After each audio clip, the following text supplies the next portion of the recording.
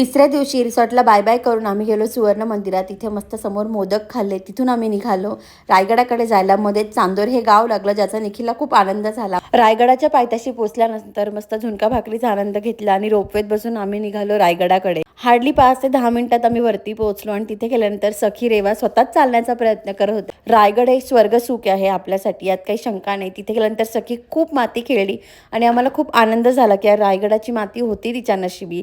तिला महाराज चांगलेच ओळखू येतात म्हणून ती एकदम छान कम्फर्टेबल होऊन दर्शन वगैरे घेत होती. रायगडाची स्फूर्ती आणि तिथे गेल्यानंतरचा उत्साह काहीतरी वेगळाच होता.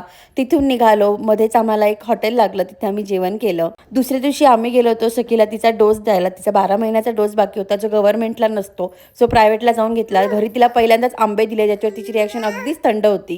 खूप खेळली तिच्या फ्रेंड्ससोबत. दुपारी मस्त पालक पराठा आणि दही आणि रात्री स्वतःच्या हाताने डोसे खाऊन असा संपला आमचा आजचा दिवस. भेटूयात आपण पुढच्या ब्लॉगमध्ये. थँक्यू.